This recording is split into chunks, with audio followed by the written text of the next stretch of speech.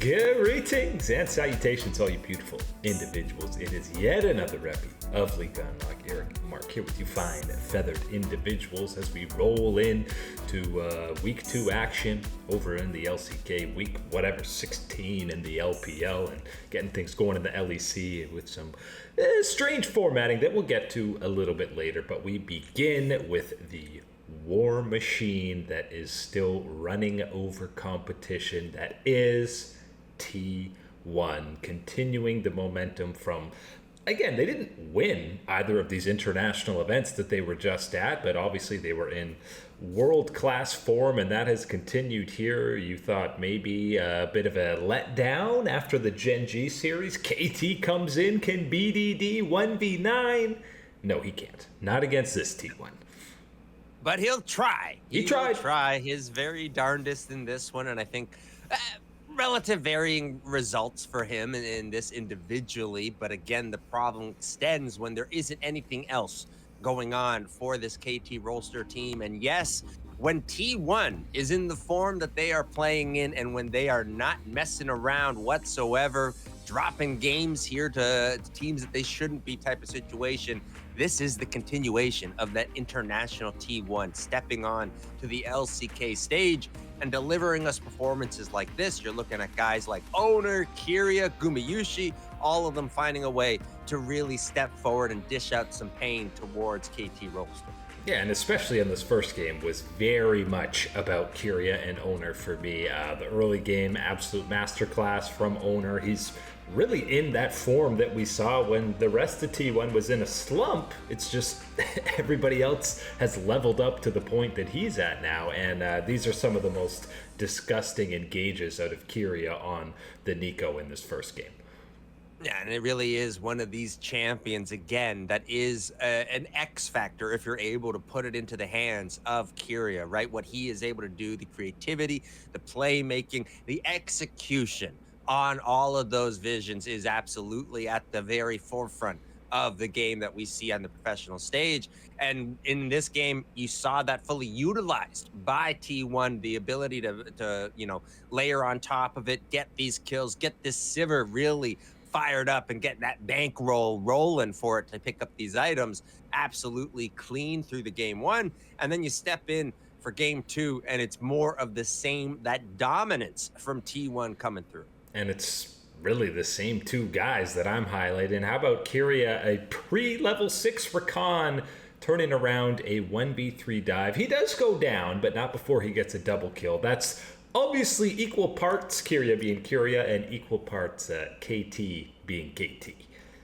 Yeah, I think that's kind of the other aspect to look at this one. Maybe, I don't know exactly how you, massage this draft into being something else, but certainly trying to take the Varus was one of these options that I think a lot of people, a lot of solo queue enjoyers or, torturers, inflicting on that type of stuff, could identify with the Varus situation. 1 in 6 at one point in this one for Doc Dom. Really punished fully by the composition and execution on the side of T1 in this game. Really fantastic stuff. And it's, kind of, again, not like this is unexpected, but a strange place to be in where you almost expect T1 to be underperforming, to drop the type of games in this type of, period within the scheduling, especially knowing the absolute whirlwind blitz schedule they've been on the international scene. To see it continue, to see it to be this perfect on that LCK stage, you're seeing that form extend into this next, extended summer bit of the LCK Cup. Yeah, and we're talking the tune of combined these two games, you had a 26,000 gold lead across the two of them for T1. That's not just a sweep, that is complete and utter domination. And it really does feel like, you talk about the burnout from these events, but it feels like because T1 didn't win either of these big events, they didn't win the LCK split because there was no winners, which again, crazy formatting, but it feels like they're even more motivated. Like, okay, we were at this incredibly high level, but that's not good enough. We've got to get even better, guys. And it does feel like they're climbing, which I know incredibly early here in week 2 action, but they're terrifying right now. It's like they've been invited to an all-you-can-eat buffet type of situation on the international stage, but all they've been having is the salad bar and a couple of, water refills at the table. They get back to the LCK. We're still hungry. We didn't get our meal on the I didn't realize there was stage. another page on the menu. That's where the entrees are. And here we are with T1 and some fine dining in the LCK so far. Gen G adding in this performance against KT, feeling very confident about this one. If I'm Hanwha Life, I'm scared. What happened between the series loss that we had against T1 in that playoffs between this spring and summer, and now where we are in the summer split and this type of monster that T1 is appearing to be full formed for the summer split? Very much scared if you're the rest of the LCK.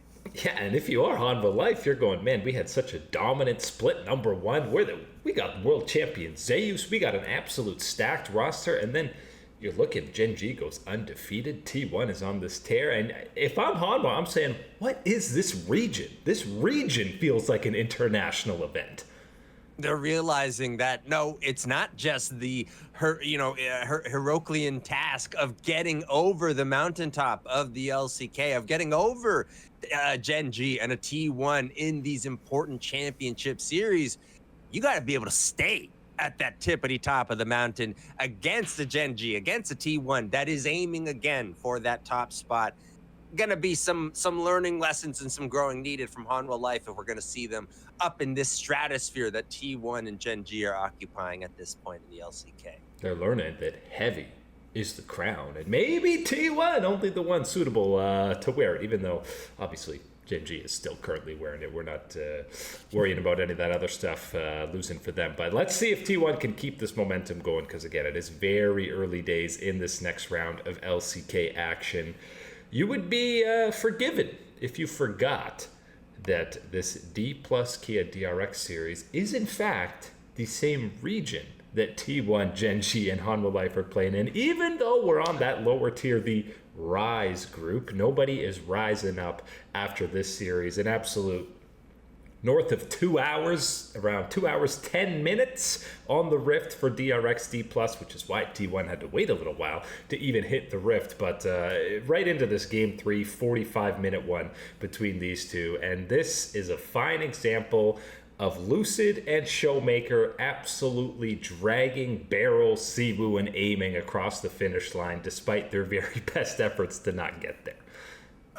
And you're right about that in both parts of that statement. Number one, about Lucid and Showmaker and the skill set that we can see from them in this game being able to be enough to be the difference maker for a squad in the LCK. And at the same time, yes, the three that you lay out for Dplus Kia, unfortunately, doing what seemed like their darndest to try and bring DRX back into this series in any type of way possible. A tale of two stories for sure, and especially even more so coming off of the backs of talking about T1 continuing their international form on the domestic stage, and KT looking like the KT we expected in the winners type of upper area bracket, the higher level of competition. Dplus Kia hasn't exactly shown up the way that we were hoping or expected them to look in this lower part of the LCK bracket in this part. And really, I think there's a lot of factors to be looking at with that one and the individual play. I think part of that goes to just looking at the history and of the organization and the players within this part and understanding a lot of times it seems like you're playing up and down to the level of the competition that you've got, and being in a group with a lot of lower competition can lead to performances and examples like this one. But I think if you're Dplus Kia, you've got to be sharper than this if you, again, the sights are aimed any higher. This, felt like an absolutely typical solo queue game, because it was, especially on picks like Viego and Silas, it very much was, okay, let's let our two best players have these kind of individually mechanical showcase champions and just let them cook. They'll carry us in these team fights, right? I mean, luckily, again, Lucid and Showmaker did end up doing that, but this is a 6-14 DRX squad, guys. And now, again, harping back on how good the top three have looked in the LCK, we were saying, man, imagine they're sending a fourth team. Well, now I'm going, okay, maybe I'm not so scared of whoever that fourth team is right now. Yeah, they got to find somebody to step up to that level, to the challenging type of position that you can envision when you're talking about Hanwha Life, Genji, T1. Maybe you don't, again, it doesn't have to be to the full extremes that those three have been able to offer us, have been able to show that they are capable of on the international stage, but it does need to be into that type of territory of intimidating.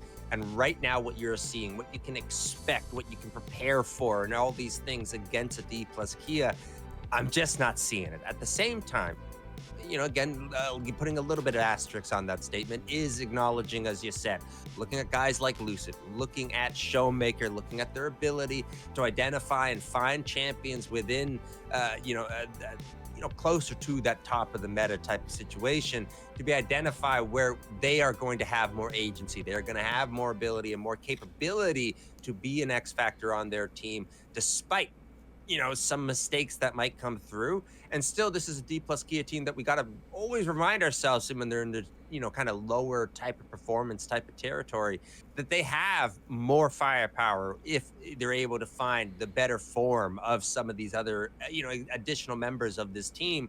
Looking at guys like Aiming, Barrow, we both know that those two guys can find a better form, better chemistry together to offer for this team. And even see when the top side, I think, has been able to showcase more of that young early talent that he has with this team. I think there still is some more of these green mistakes that are just happening too often for him to really be reliable for the rest of this team.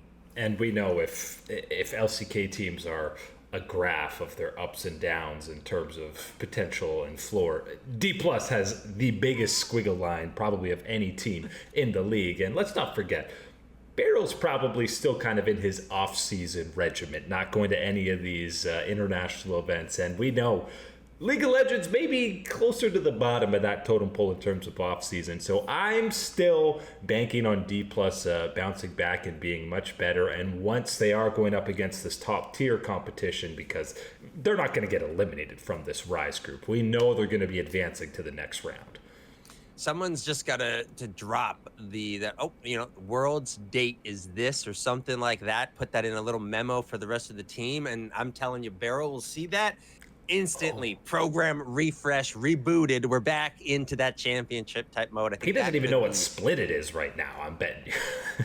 Exactly. So it's just, this is not a fully unexpected detour, I think we'll call it, for Dplus Kia right now through this lower bracket type of thing. Still, expectations, hopes can be there to see them to start to turn things up a little bit hotter, to shape themselves up into an LCK contender. Been a bit of a detour to kick things off in this third LPL split for Anyone's Legend, the defending champs, but they avoid a lot of eye rolls and looking at them.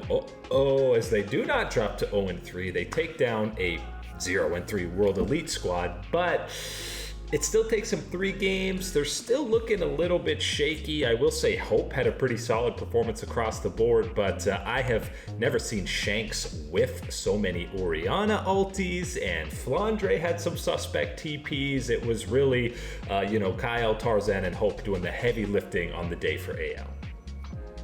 And you talk about a team needing to find a reset button. I think Anyone's Legend is very high on that list, and that's not meant to be that there's some immediate problem or unsolvable problems type of things for this squad. I still think, again, capable of being one of these top tier upper echelon teams that we have on the international stage, international scene. But what we have seen since coming back from this event clearly has been a team that I think has been a little bit shell-shocked, a little bit worn down by the results, by the whole experience of everything that it has been. Again, this is not exactly like we're looking at this Anyone's Legend squad as this all-star stacked lineup that has been going to international event after international event, lining up win, all these type of results. This is still all win or lose, very new territory for a lot of these guys on this squad and what they're going through. And I think, again, stepping back immediately, no break, no cushion whatsoever for the LPL, right back into things at a breakneck speed, has not been what they have needed to get themselves set on the right path to start out this split.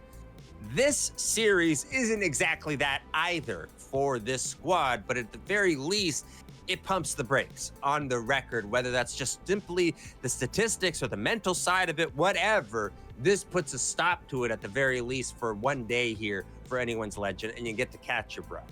And even if it's a middle tier team like World Elite, you're still looking at an AL team operating at what, like 60%, it feels like. And coming away with series wins when you aren't playing your best is, you know, the testament of a good team. And I mean, it's got to be tough. They had so many Game 5 losses against T1, against Gen G. I know they got a bit of revenge against T1 in the Mickey Mouse international event, but still a lot of heartbreaking losses that obviously are going to have an effect on a team as they do return home to the LPL, but fully expecting even more so, a lot more confidence in AL than a squad like Dplus Kia in bouncing back to that contender status within the LPL. And I think part of those, international losses and the exhaustion that's coming through, and we're seeing it with this team, is partly due to that extra pressure, that added weight that is carried on within the LPL region for the previous failures, for the previous, big events, big matches against T1, against the LCK, and coming up against it.